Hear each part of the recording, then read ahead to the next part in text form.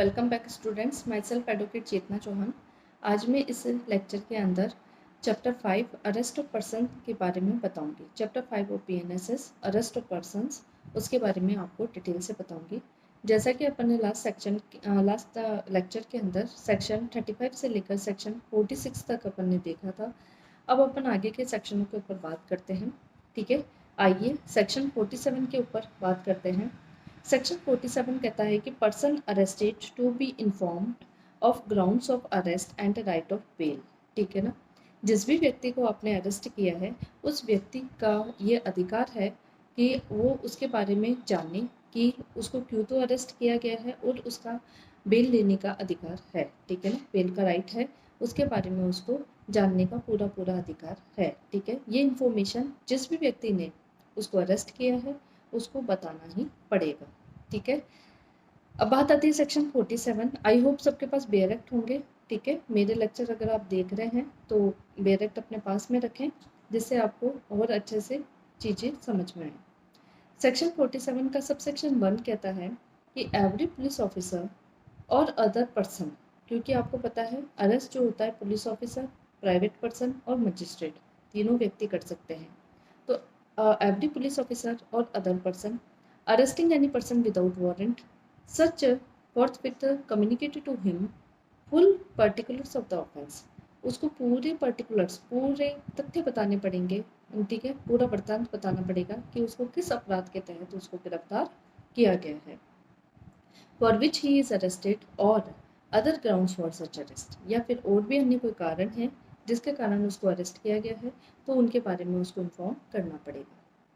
Subsection 2 है 47 का कि where police officer arrest without warrant any person other than a person accused of a non bailable offence. ठीक है, bailable offence सीधा ये कहना चाहता है कि अगर किसी को बेलेबल अपराध के अंदर, ठीक है, बेलेबल अपराध के अंदर आपने गिरफ्तार किया है तो उसको ये भी बताना पड़ेगा कि उसका बेल लेने का राइट है। ठीक है, he shall inform the person arrested that he is entitled to be released on bail and he may arrange for sureties on his behalf. और उसको अगर जमानती, ठीक है, श्योरिटीज भी मांगे जाते हैं तो श्योरिटीज को अरेंज करने के बारे में भी उसको बताना पड़ेगा।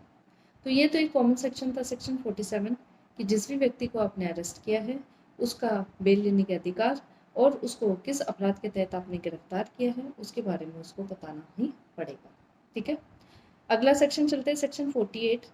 48 कहता है कि obligation of person making arrest. Obligation of person making arrest मतलब उस पर्सन का ऑब्लिगेशन है जिसने अरेस्ट किया है, अरेस्ट कर रहा है, to inform about arrest etcetera etcetera to relative और फ्रेंड। ठीक है, रिलेटिव और फ्रेंड के को भी बताए, इंफॉर्मेशन दे कि आपके इस व्यक्ति को हमने थाने में बैठा के रखा है तो उनको भी फ़ोन घुमाया जाए। ठीक है, यही सेक्शन कहता है सेक्शन 48। ठीक है, कहीं मूवीज़ में आपने देखा होगा कि थाने में चला जाता है, फिर वो कहता है कि मेरे उस दोस्त को फ़ोन करो, मेरे पापा को बुलाओ, मेरे उसको बुलाओ। पापा को तो कम ही बुलाते हैं थाने में, ठीक है और भी जो पर्सन होते हैं उनको बुलाते हैं कि उन व्यक्ति को कहो ताकि वो मेरे को यहाँ से जेल से रिहा करवाए। होता है ना, वही चीज़ है सेक्शन 48। फर्स्ट कहता है कि every police officer arrest without warrant every police officer or other person making any arrest under this Sanhita shall forthwith give the information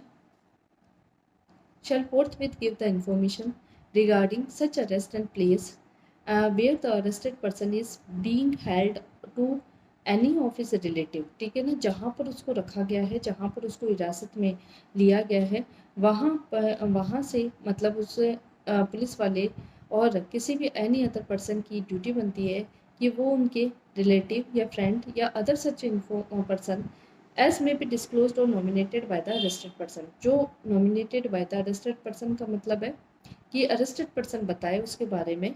ठीक है, for the purpose of giving such information, कि वो उसको ये बताए कि भाई मेरे को थाने में बंद कर लिया पुलिस वालों ने, आगे मुझे रिहा करवा। ठीक है, तो giving of such information and also to the designated police officer in the district. ठीक है ना, उसको तो करेगा ही, डेजिग्नेटेड पुलिस ऑफिसर को भी बताना पड़ेगा। ठीक है, देखो डेजिग्नेटेड पुलिस ऑफिसर का कंसेप्ट कोई नया कंसेप्ट नहीं है, लेकिन एक पर्टिकुलर सेक्शन बना दिया अब जो सेक्शन 37 है। ठीक है ना, ये मर्ज प्रोविजन हो गया, प्रोविजन तो पहले सीआरपीसी के अंदर भी था ये, ठीक है। तो इसके बाद कहता है, ठीक है, तो डेजिग्नेटेड पुलिस ऑफिसर को और उसके द्वारा नॉमिनेटेड पर्सन को, उसके रिलेटिव को, उसके फ्रेंड को, किसी एक व्यक्ति को भी बताना पड़ेगा, इन्फॉर्मेशन देनी पड़ेगी कि आपके इस बंदे को हमने यहाँ पे हिरासत में ले लिया है, ठीक है।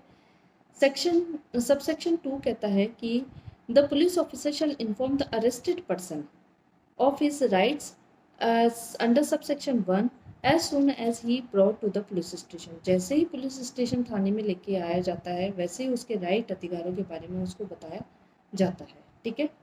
थर्ड है an entry of the fact, an entry of the fact as to whom has been informed of the arrest of such person shall be made in a book to be kept in the police station in such form as the state government may by rules provide, ठीक है ना। जो आपको पता है police diary रखी जाती है, उसका जो परफॉर्मा है, किस तरीके से उसको मेंटेन करना, वो सारे रूल्स कौन बनाती है? स्टेट गवर्नमेंट बनाती है।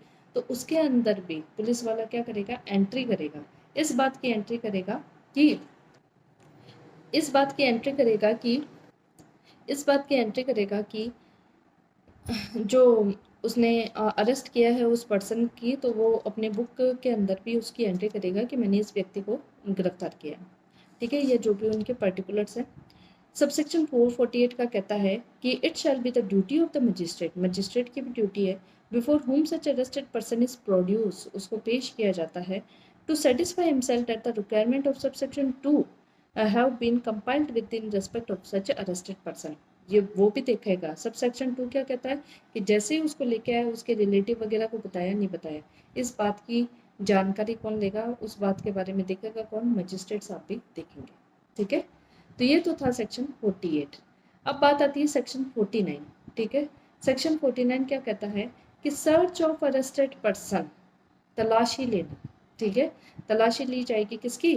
गिरफ्तार व्यक्ति की।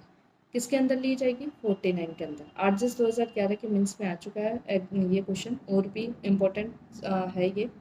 देखो सेक्शन 49 क्या कहता है। फर्स्ट, व्हेनेवर, अब फर्स्ट क्लोज इसका है, a person is arrested by a police officer, a person is arrested by a police officer under a warrant which does not provide for the taking of bail, ठीक है ना। वो bell, ठीक है ना, bell नहीं लेता है, ठीक है। और under a warrant which provides for the taking of bail but the person arrested can not furnish a bail, ठीक है ना।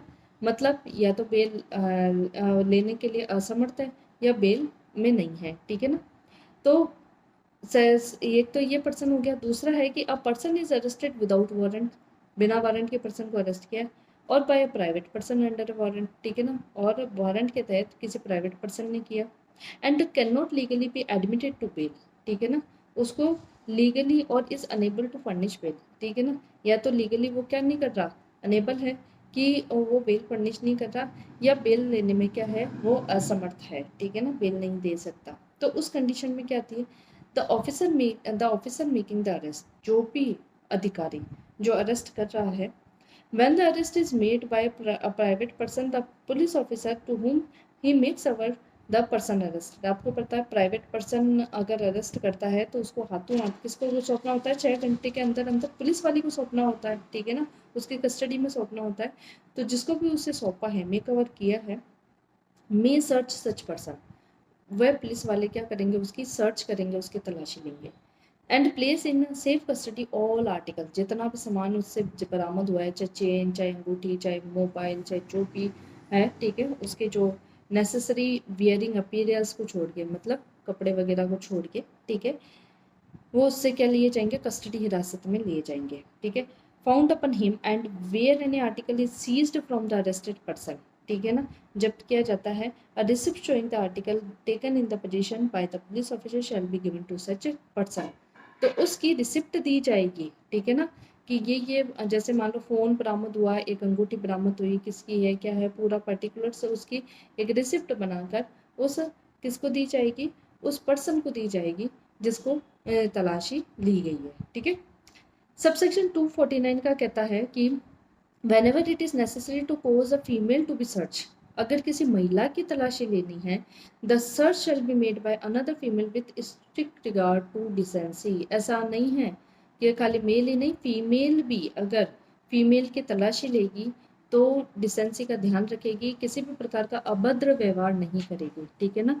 तलाशी का जो नॉर्मली क्राइटेरिया होता है उसी तरीके से तलाशी करेगी, गलत तरीके से उसकी तलाशी नहीं करेगी। इतना अधिकार महिला को भी, महिला पुलिस ऑफिसर को भी नहीं दिया गया है, ठीक है। तो इम्पोर्टेंट सेक्शन है कि तलाशी लेना उस अरेस्टेड पर्सन की, अगर जमानत के लिए लायबल है, जमानत फर्निश नहीं कर सकता है, ठीक है, जमानत नहीं ले सकता, बिल नहीं ले सकता है, तब फिर क्या किया जाएगा, जो भी पर्सन उसको अरेस्ट कर रहा है वो उसकी तलाशी लेगा। महिला है तो डिसेंसी का ध्यान रखा जाएगा, ठीक है। आगे बात आती है सेक्शन 50 की। सेक्शन 50 कहता है power to seize offensive weapons. Offensive weapon तो सीज करोगे, ऐसा थोड़ा है AK-47 लेके उसको जेल के अंदर डाल दिया तो AK-47 पास में तो है, वो पुलिस वाले पूरे थाने के अंदर फायरिंग कर देगा, ठीक है। तो देखो मेरे को बंदूकों में AK-47 ही ध्यान है, इसलिए मेरे को मुंह में AK-47 ही ज़्यादा याद आती है। तो आप कहीं सोचेंगे कि मैडम तो खाली AK-47 का एग्जाम्पल देते हैं। देखो power to seize offensive weapon, ठीक है ना, जितने भी हथियार वगैरह होते हैं ऑफेंसिव वेपन होते हैं उनको सीज करने, उनकी पावर, ठीक है, जब्त तो करेंगे, ठीक है। अब बात आती है सेक्शन 50 की। द पुलिस ऑफिसर और other person making arrest under this संहिता में immediately after the arrest is made, immediately after the arrest is made, ठीक है ना, अरेस्ट करने के immediately take from the person arrested any offensive weapon, ठीक है ना, जितना भी ऑफेंसिव वेपन है वो उसको क्या लेंगे, अपनी हिरासत के अंदर उसका सीज कर लेंगे, ठीक है। He has about his person and shall deliver all weapons so taken to the court or officer before him which or whom the officer or person making the arrest is required by the center to produce the person arrested। और उस व्यक्ति को या तो court सौंप देंगे या उस व्यक्ति जिसके सामने ऐसे व्यक्ति को पेश किया जाना है, उस व्यक्ति को ये सारे के सारे ऑफेंसिव वेपन क्या कर दिए जाएंगे, सौंप दिए जाएंगे, ठीक है ना, उनके सामने पेश कर दिए जाएंगे, उनको सौंप दिए जाएंगे। बताते ना जज के सामने, कोर्ट के सामने ये बताया जाता है कि देखो जज साहब है इसके, जब इसने अपराध किया था तो इसके पास से, और जब हमने इसको अरेस्ट किया था तो तलाशी में इसके पास ये छुरा मिला, बंदूक मिली, लाठी मिली, ये मिला, वो मिला, बताते हैं ना। तो वही चीज़ है, ये सारे के सारे कोर्ट जज साहब के सामने बताने पड़ेंगे, ठीक है। अब बात आती है, देखो एग्जामिनेशन के सेक्शन अपन अगले लेक्चर के अंदर लेंगे, वीडियो बड़ी हो जाएगी, ठीक है। तो इसके पहले वाले सेक्शन देखना आप, मैंने अभी तक के जितने भी चैप्टर हैं, चैप्टर 5 से पहले वाले भी डिटेल के अंदर बता रखे हैं। आई होप आपको पसंद आएंगे। थोड़ा सा आवाज़ में प्रॉब्लम रहती है, लेकिन पढ़ाने का अगर वे अच्छा लगता है तो समझने की कोशिश करें और ध्यान रखें अपना, ठीक है। Okay, take care.